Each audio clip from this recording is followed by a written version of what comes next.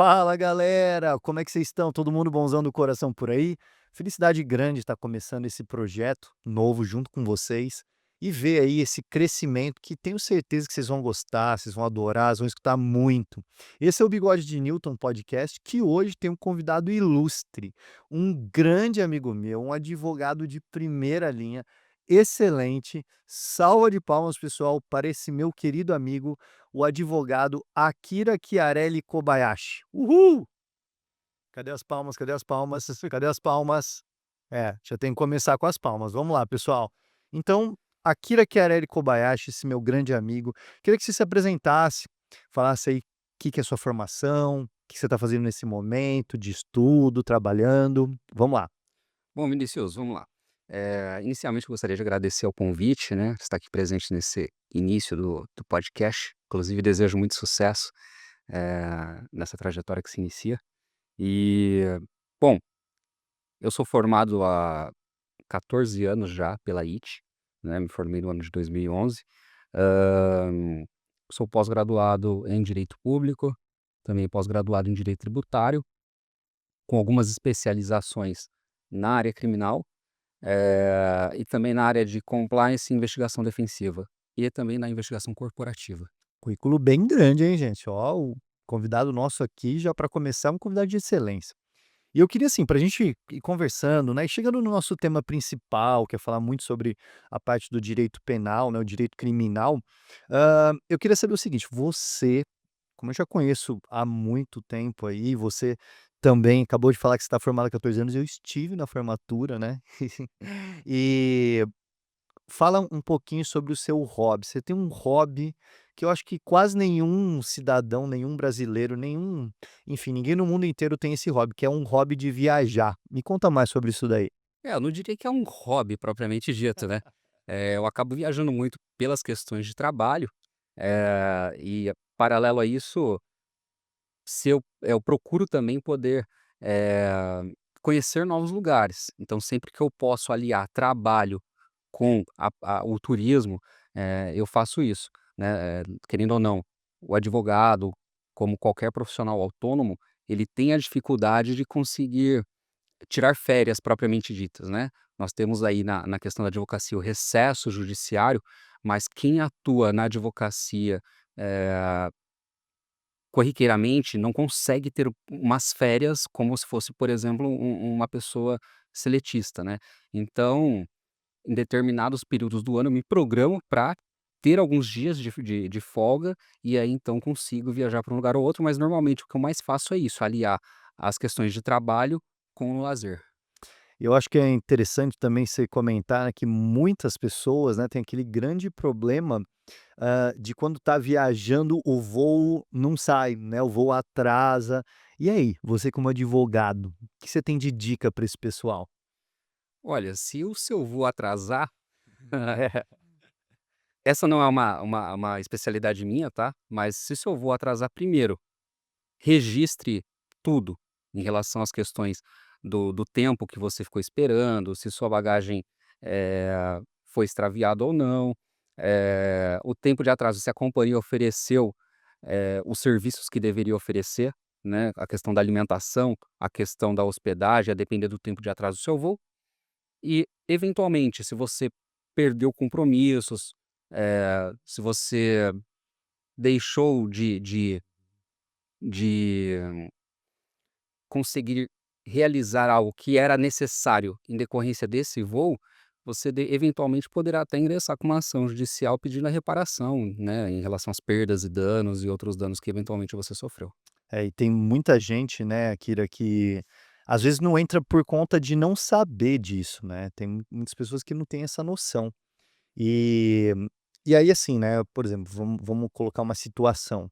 Eu tô viajando, meu voo foi cancelado. Então você já falou que a gente tem que registrar, tem que deixar bem eh, consolidado. Mas eu, por exemplo, eu posso reivindicar isso daí numa companhia aérea sem um advogado ou a gente precisa de um advogado para fazer isso? Não, na verdade, muitas vezes as companhias aéreas até oferecem acordos ou compensações, mas caso isso não aconteça ou caso isso não seja o satisfatório o suficiente para repor, para que o seu dano, seja reparado, se Legal. você considera que o seu dano foi reparado, você não tem mais o que exigir. Mas se você entende que aquilo que lhe foi oferecido não foi suficiente, nem cobriu, os danos que você veio a sofrer, as consequências daquilo que você veio a sofrer, você pode, claro, pleitear, né, judicialmente essa diferença de valores ou a integralidade dessas questões. E é difícil, né, alguém perder, né, geralmente o pessoal ganha bastante esse tipo de ação. Olha, no direito a gente não pode falar Nem que sempre, nem nunca, né. no direito isso é muito importante a gente, desmistificar esse negócio de causa-ganha, né, Vinícius. Muita gente vem e fala: "Olha, entra com esse processo que essa causa ganha". Isso não existe, isso é uma falácia, né. No direito, existe a probabilidade do seu direito de acordo com aquilo que aconteceu, né. Então, cabe ao advogado, como primeiro juiz da causa, analisar se o caso da pessoa realmente se amolda àquele fato previsto na lei, né. Então, para quê? Para que a gente não leve para o judiciário questões que jamais teriam repercussão jurídica. Legal. E aí, então, vamos lá, você já fez o link aí, falando do seu hobby de viajar, já puxou, já começamos já com o direito aqui, né. E aí, queria fazer aquela pergunta maravilhosa, né, eu tenho muitos amigos que são advogados. E o home office? Bom, já que você consegue conciliar tudo isso daí, entre viajar, você até falou que tem essa possibilidade, né, de você trabalhar à distância, conta mais pra gente aí como é um advogado em home office. Bom, vamos lá. Antigamente, os processos não eram digitais. Então, nós advogados íamos ao fórum com carrinhos, e às vezes até carrinho de mercado. Para quê? Para pegar os processos para levar para o escritório para poder trabalhar neles. Agora, hoje, os processos são praticamente todos 100% digitais. Então a gente não tem mais essa questão que possibilitou, em muito, a questão do trabalho home office. No entanto, em algumas situações, não tem como o advogado exercer isso dessa forma, né. Por exemplo, numa situação de um flagrante, a pessoa liga para o seu escritório e fala: "Doutor, eu estou aqui na delegacia, preciso que o senhor venha", ou a família liga. Então aí não tem como, se trabalhar no home office, mas hoje essa questão do home facilitou muito a vida do advogado justamente por isso, pela questão do processo eletrônico, até mesmo audiências sendo realizadas de forma eletrônica, né. Então, Isso é recente, assim, de um tempo pra cá? olha, a modernização começou por volta de 2014, 15, mas por conta da pandemia, né, então se a pandemia foi boa para alguma coisa, nesse sentido ela foi, né, para poder facilitar, criar para que os tribunais avançassem nessa questão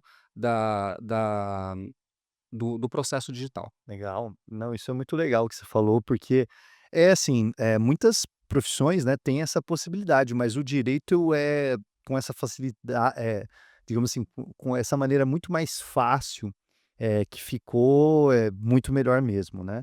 E aí, estão pensando nessas facilidades que a gente está vendo aí, acontecer essas transições, claro que todas as carreiras estão fazendo essa transição. Eu queria saber o seguinte, você recomendaria um estudante que está lá no ensino médio, alguém que está querendo mudar de transição de carreira, né, mudar de profissão, eh, e eu quero virar advogado, quero fazer direito, né, aquela piadinha de assim: "Eu quero fazer direito", um curso superior, pra virar me tornar aí um advogado. Você recomendaria? A questão não é se eu quero ou não fazer direito ou se eu recomendo ou não. Eu acho que a primeira coisa que a gente tem que analisar é se você tem perfil para ser advogado. Ou perfil para fazer direito. Por quê? Eh, o direito ele é extremamente abrangente. Então, quando eu falo de direito, eu falo tanto de você poder ser advogado, quando você poder ser juiz, promotor, um defensor público. Então, você tem uma gama de É. carreiras a serem seguidas dentro da área jurídica. Às vezes, propriamente, nem exercendo advocacia, mas exercendo uma parte de consultoria, Hum, né. A questão própria é que para ser advogado, você precisa ter sido aprovado no exame da OAB legal. para a advocacia. Mas, por exemplo, você não precisa propriamente ter sido aprovado no exame da OAB para ser juiz, para ser delegado, Uhum, porque não é hum, a função de advogar, né. Então, legal. às vezes algumas pessoas não sabem disso, né, então mas às vezes o sonho da pessoa é: "Eu quero ser juiz", tudo bem, então não necessariamente você vai precisar ser advogado, Olha que legal. né. É, mas a gente já presume aí que para entre você passar numa prova da OAB e passar numa magistratura para ser um juiz, por exemplo, né, é um salto aí bem maior, né, acho que eu acredito que a prova da magistratura seja muito mais difícil que a prova da OAB, ou não? Eu não falaria em questão de dificuldade, eu falaria que são enfoques Ah, são diferentes. enfoques É, diferentes. Interessante você falar em isso. momentos diferentes também, né. Uma prova para magistratura, ela vai te avaliar, a princípio, para uma questão de técnica de decisões, mas uma crítica que eu faço é: não bastaria o juiz ter que ser aprovado na prova, ainda que Legal. tenha inúmeras fases. Para mim, o diferencial no julgamento justo, correto, é a experiência de vida do magistrado com a área jurídica, eu juntando a vivência com o direito e não somente o conhecimento técnico jurídico. Legal. É, isso é realmente uma coisa que poucas pessoas sabem, né, muita gente não tem essa ideia.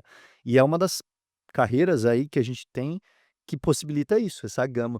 E aí então pegando esse gancho, né, já que você falou que tem uma gama muito grande, a área criminal, vamos voltar à pergunta, né, então um estudante do ensino médio, alguém que quer transitar de carreira e quer mudar de profissão, área criminal no direito, você recomendaria? Então, vamos voltar um pouquinho. Então, quando a gente fala daquela questão se você recomenda que a pessoa deveria fazer direito ou não, então primeiro eu acho que ela tem que estudar as carreiras e as possibilidades para ver se ela tem perfil para aquilo, né. Porque dentro do direito, você pode ter, por exemplo, dentro do escritório de advocacia, você pode ter o advogado que vai estar lá presente atendendo o cliente, ele vai estar à frente do escritório, ele é a vitrine do escritório, é ele que está presente nas reuniões, está cuidando dos clientes, está em contato com, com as pessoas que vão ser potenciais clientes para o escritório. Nós temos também, os advogados que nós falamos, os advogados de background, que são os advogados que estão lá, observando o processo, verifica o que está acontecendo no processo, faz os peticionamentos, fazem os pedidos para o juiz, analisa a melhor saída para o cliente, estrutura o processo. Então, de acordo com o seu perfil, você também consegue se adaptar dentro da área jurídica. Então, não é porque, por exemplo, eu sou uma pessoa mais tímida, mais retraída, que eu não posso, ser advogado. São perfis diferentes. Perfis diferentes, gostei da resposta. E aliás, falando nessa parte então de perfil, eu vou jogar aqui uma analogia com você, né, vamos fazer uma analogia com a medicina, pra gente ver. Você estava comentando aqui, a gente estava comentando antes, né, de entrar em cena, que um médico, ele precisa se especializar, ele tem as especialidades, né, ele vai ser anestesista, eh, ele vai ser aí um cirurgião, ele vai ser, um otorrino, por exemplo, né. E um advogado, ele precisa também ter essa especialização na área criminal ou na área civil? Conta um pouquinho mais sobre isso. Certo. Para o exercício da advocacia, basta que a pessoa tenha concluído o curso de direito e tenha sido aprovado no exame da OAB. Isso é o suficiente. Não se exige uma capacitação técnica para que eu advogue numa área específica do direito, tá? No entanto, é extremamente recomendável, até por uma questão curricular, que sim, né, que nunca deixe de estudar, Com certeza. né? Então, entendo que, ao meu ver, deveria sim ser uma exigência, mas isso é uma questão minha, pessoal, mas hoje não se exige. Mas como nós mesmos sabemos, quem não se especializa, Com certeza. né, Eu acredito que toda carreira, né, todo profissional, independente de ser exigido ou não, né, tem que se especializar. Eh, eu, como sou engenheiro, né, a gente tem as graduações independentes, né, engenharia civil, engenharia de produção, mas todas elas se comunicam. E é o que você disse, né, geralmente uma especialização, quanto mais você vai estudando, um mestrado, né, um doutorado, a gente consegue ver e visualizar muito mais aí de cada área. Claro, cada uma tem as suas, limitações ali, né. E agora eu quero fazer uma pergunta que é um pouco questionadora para o doutor Akira. Eh Vamos supor que eu sou um médico, né, eu sou um médico e eu fiz uma cirurgia errada, eu vou recorrer a quem? primeiro a Deus. Não, isso tem que ser nesse nível mesmo, né. Mas vamos supor, assim, que eu fiz uma cirurgia errada, fiz ali uma besteira na mesa de cirurgia, vai entrar o advogado em cena. Depende, né. Eh, a partir do momento, então, que a gente está tratando de um erro médico, nós temos que avaliar. Esse erro ele é decorrente do quê? Como que esse erro se deu? Ele era um erro evitável? Ele era um erro inevitável? Qual foi a minha participação dentro desse erro? Haveria uma conduta diversa que eu poderia adotar a ponto de que esse erro fosse evitável e essa conduta não acontecesse?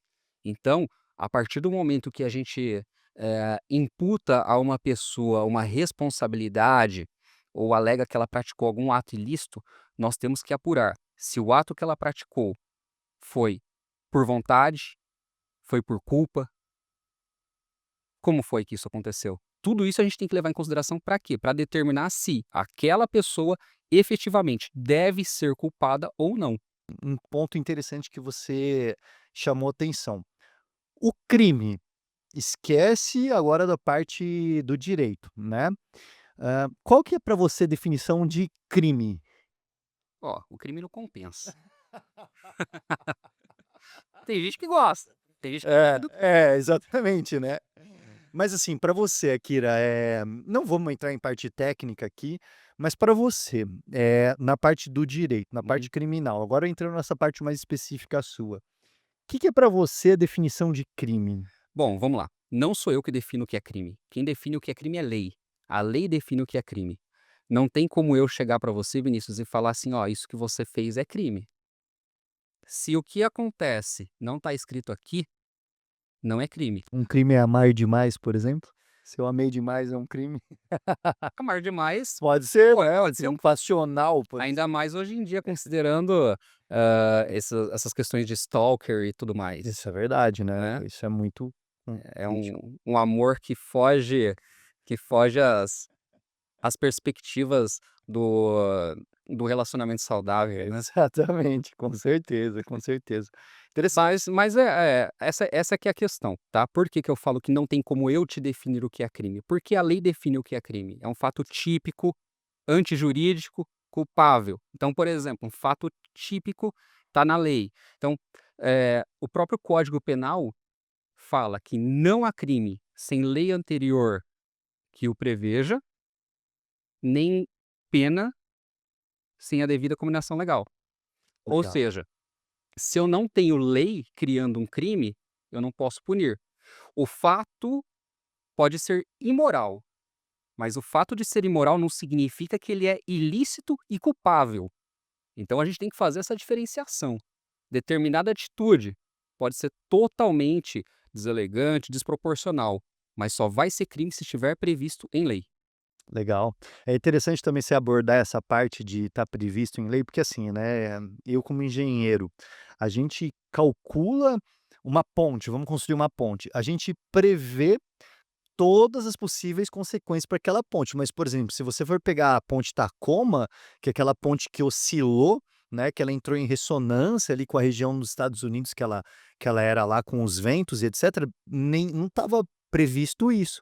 Então eu acredito que essa analogia, da ciência na prática, de uma ponte, por exemplo, da construção de uma ponte, com essa parte do Código Penal, também é uma analogia considerável, né, como você disse, né, tudo tem que estar tipificado ali. E se não tiver?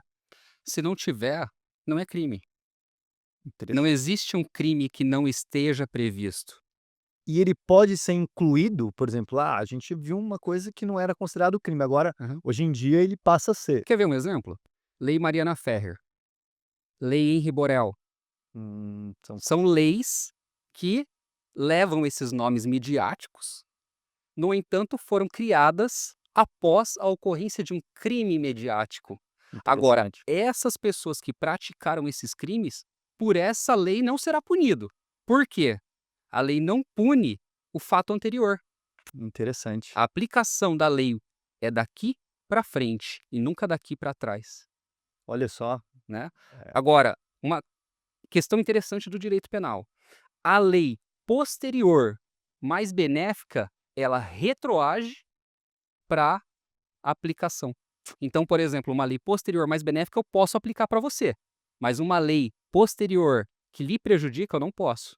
Então, essa lei específica, por exemplo, o Henri Borel, não pode ser aplicado para aquelas pessoas que cometeram crime contra o Henri. Legal. Esse caso aí, você lembra, assim, dele? Você quer comentar um pouquinho sobre ele? Não É. lembro certinho. É um caso complexo, né, enfim, a gente também não é a ideia aqui, mas vamos dar sequência. Uma pergunta que eu acho que é importante a gente esgotar esse assunto. Quando você me fala em relação à pessoa que escolhe o direito, a partir do momento que eu acho que você escolhe o direito, você também tem que já ir moldando o perfil que você vai ter. Você vai ter um perfil de um advogado criminal, de um advogado civil, tributário, trabalhista, empresarial, né, previdenciário. Então você tem uma gama de matérias a serem abordadas. Então você pode se adaptar de acordo com aquela matéria que você tenha mais afinidade e transitar entre elas, porque no final o direito se comunica como um todo. Sempre, né.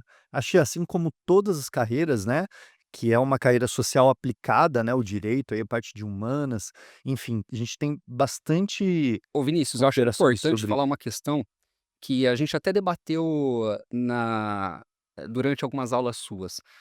Você como engenheiro, se eu falo: "Vinícius, eu preciso que você realize um projeto técnico para mim", o que que você precisa seguir para fazer esse projeto? legal, interessante, né. É como você disse, é basicamente, a mesma analogia do direito, a gente segue basicamente as normas vigentes aqui no Brasil, né, toda a parte de certificações que devem ser seguidas, e a gente protocola tudo isso, registrando, né, então Agora se vamos trazer isso para o registra. mundo jurídico. Você segue então normas técnicas, Com certeza. ou seja, É, a partir do momento que você seguiu a norma técnica, você então fez tudo certinho. Se aconteceu alguma coisa naquele projeto, naquela obra, é. mas você seguiu a norma técnica, você vai ser punido? É, isso é interessante, né. Aí eu já vou contratar meu advogado Akira Kobayashi. Para me ajudar, porque a gente pega são casos muito difíceis, né, e essa parte eu acho que até é uma parte bem complexa. Por exemplo, a gente pega a usina de Fukushima, quando teve o acidente com o tsunami. É uma coisa que a engenharia previu até determinado altura do tsunami, mas esse foi um caso inédito, então a gente volta para esses casos como você falou, né, são as novas leis que vão se inserindo.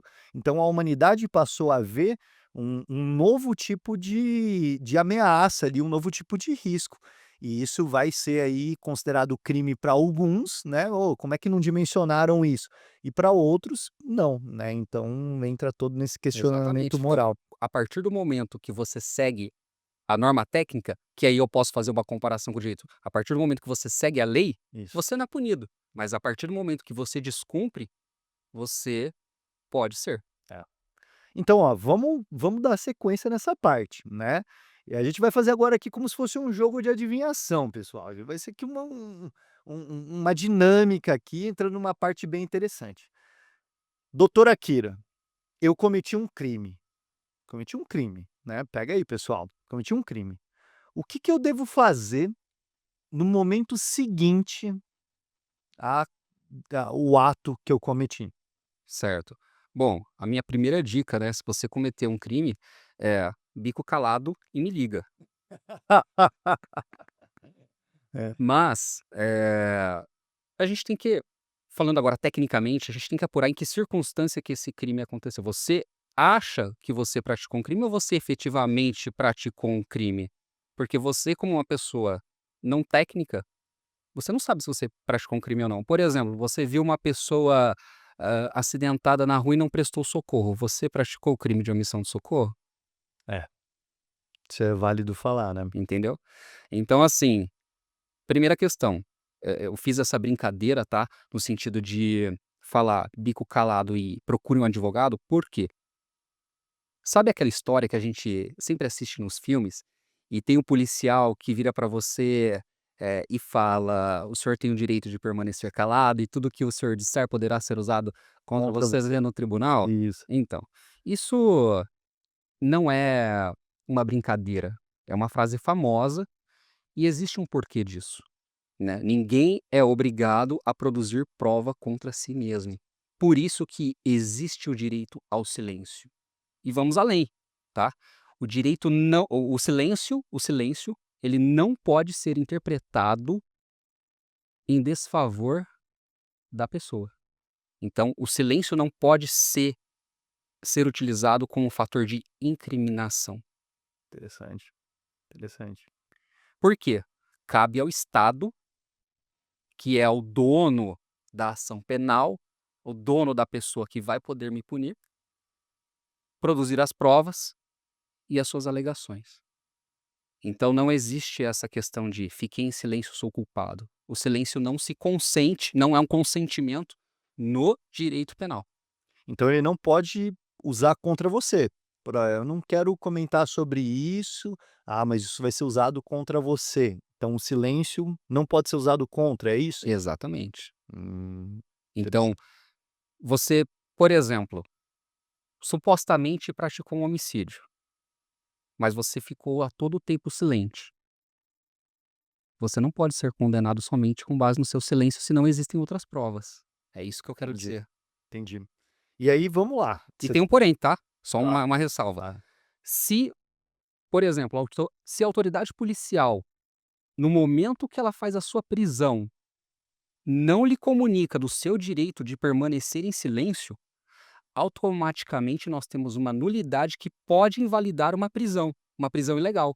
E tudo aquilo que foi dito e eventualmente será utilizado no tribunal, se a pessoa, o acusado, não recebeu essa ressalva da autoridade policial competente, nós temos diante de uma nulidade que pode literalmente acabar com o processo. Interessante. Muito legal essa explicação aí. Realmente, né, o direito é ao meu ponto de vista, ele deveria ser ensinado nas escolas. Isso, com certeza, porque são muitos conceitos que a gente não tem ideia, né? Assim, claro que são trabalhados em algumas disciplinas aí ao longo do ensino médio, mas eu vejo que tem essa carência. Para mim, assim, poderia muito ser utilizada essa disciplina e seria, assim, de extrema importância para todo mundo. Mas eu quero pegar o gancho ali na brecha que você deu. Hã, vamos supor que eu estou na minha casa e entra uma pessoa, ou vamos supor que eu estou na rua e alguém vem tentar roubar meu celular, eu reajo, né, pratico uma reação. Eu, como sou muito forte, né, sou um cara extremamente, lutador, né, por natureza, eu reajo e eu acabo, assim, machucando a outra pessoa a ponto de eu não saber se ela está viva ou não, certo? O que que eu devo fazer? Bom, na verdade, se você reagiu, primeiro que você não deve reagir. Mas se você reagiu e a pessoa até se feriu e tudo mais, recomendável também é prestar o socorro, o devido socorro, tá? Então essa é uma primeira questão. E aí a gente entra naquele campo do que a gente chama de legítima defesa. A legítima defesa, assim como tudo, existem limites para sua aplicação. A partir do momento, então a legítima defesa só é aplicável até o ponto em que eu estou repelindo aquela agressão.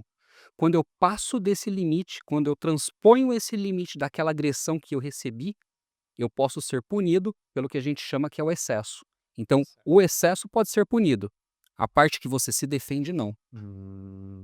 Nossa, mas aí assim, quantificar isso, explica essa base, quantificar, o que que seria esse excesso? Exatamente essa é a Hum. diferença entre você fazer ciências humanas e fazer ciências exatas.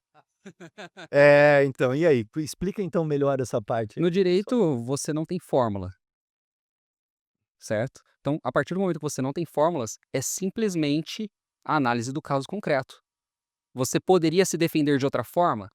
Aquele ofendículo que você utilizou contra aquele agressor, você só tinha ele de opção, você tinha uma outra opção. Você atingiu ele em pontos vitais com a vontade de eventualmente matá-lo ou não, foi apenas uma reação natural que você teve. Então, todos esses pontos devem ser levados em consideração para que se avalie se a sua conduta é culpável ou não. Interessante. Muito legal, muito legal. Realmente é um divisor entre as ciências humanas e as exatas, né.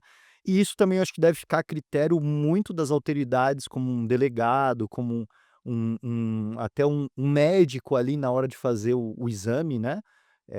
E o magistrado e o juiz, seria isso? Ou não? Ao delegado compete a investigação do caso. O delegado vai ouvir as partes, vai verificar as provas e vai fazer um relatório. Dentro desse relatório, ele vai emitir o que a gente chama do que é o relatório final, que ele dá a opinião dele. Naquela opinião, ele vai falar: "Olha, no meu ponto de vista, Vinícius cometeu um crime. No meu ponto de vista, Vinícius agiu simplesmente em legítima defesa". E aí, então, ele encaminha isso para o Ministério Público, que é o promotor, e aí o promotor, então, vai decidir se ele vai dar seguimento a essa questão e lhe processar, ou se para ele o arquivamento seria a medida cabível. Interessante, legal.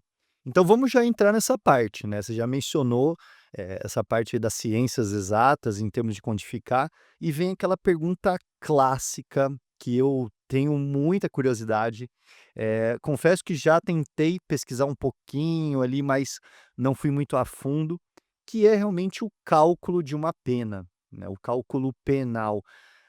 Explica pra gente, doutora Akira, como é que é essa parte, de quem não entende nada do direito e quem quer saber mais sobre como que são feitos esses cálculos? Certo. Bom, essa parte, toda vez que uma pessoa comete um crime, ela vai ser processada. Durante após a instrução, o que a gente chama de após as audiências, nós temos aquilo que a gente fala que é a instrução do processo. Dentro da instrução do processo, nós verificaremos como que o crime se deu, por que que ele se deu daquela forma, se existia um motivo determinado ou não. Tudo isso é analisado. A vida pregressa da pessoa que cometeu o crime, se a vítima teve participação ou não para o cometimento desse crime. Então, tudo isso é analisado e balizado durante a instrução processual. Após essa etapa, nós temos o que a gente chama de dosimetria da pena. Então, digamos que o juiz decidiu que irá condenar aquela pessoa. Como que ele vai fazer isso? Então Ele não. até aí não teve nenhum cálculo, nada, ele só foi elencando as variáveis, digamos assim. Exatamente. Então, aconteceu um crime. Delegado, polícia, apura-se. Delegado constata que realmente houve um crime e existe uma pessoa que cometeu aquele crime. Ele encaminha isso para o Ministério Público, que é onde eu tenho quem? O promotor de justiça. O promotor de justiça, então, faz aquilo que a gente chama que é o oferecimento da denúncia. Essa denúncia ele manda para o juiz. E aí, então, o juiz vai decidir se ele recebe aquela denúncia ou não. A partir do momento que o juiz decide que irá receber a denúncia, inicia-se, então, o processo. E aí, dentro do processo, as partes são intimadas para também apresentarem a sua defesa. Não existe processo sem defesa. Todo processo sem defesa é nulo. Até por uma questão do quê? Paridade de armas. Ninguém pode ser acusado e não ter a oportunidade de se defender. Isso foge dos conceitos democráticos, isso foge de qualquer conceito de urbanidade e de vivência, certo? A partir do momento que eu te ataco por qualquer motivo, você tem o direito de se defender. É um direito fundamental, absoluto, de todo ser humano. Então, voltando lá, o juiz recebeu o pedido do Ministério Público e falou: você será processado. O que acontece? Vamos chamar as testemunhas, vamos analisar as provas, vamos analisar as provas periciais, os objetos apreendidos, como que o crime aconteceu. E aí, então, digamos que no nosso exemplo, e não mexa no meu exemplo, o juiz decidiu que você vai ser condenado. Então, iniciamos agora o que a gente chama de dosimetria da pena. Como que eu vou quantificar o, o quanto de pena aquela pessoa vai cumprir? Primeiro, eu tenho que olhar o tipo penal do crime cometido. Então, por exemplo, um crime do artigo 121 do Código Penal, é o homicídio. Nesse caso, o homicídio simples começa com 6 anos de pena. Então essa é o que a gente chama de pena base. Então o juiz vai verificar, por exemplo, os seus antecedentes, a sua conduta, se eu tenho uma qualificadora, se eu não tenho. E a partir daí ele começa a dosar a pena. Então pena base, verifica as condições que aconteceram o crime, e aí vem aplicando, eh, vai aplicar as qualificadoras, as atenuantes, as causas de aumento de pena e as causas de diminuição de pena. Então ele aplica, tá? É aquilo que a gente chama de sistema trifásico, e aí ele vai aplicando as frações. Nessa parte, a matemática se conversa com o direito.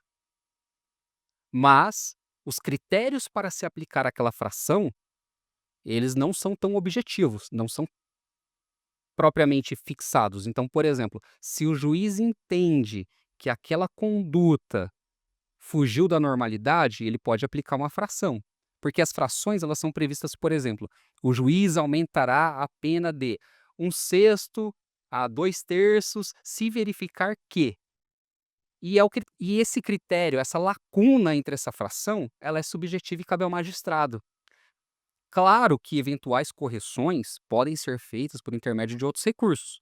Então, assim, eu tenho os critérios técnicos de dosimetria da pena, no entanto, eu também tenho os critérios subjetivos. E aí, depois, fazendo as ponderações de todas as frações, qualificadoras, atenuantes, causas de aumento e diminuição de pena, eu chego na minha pena final.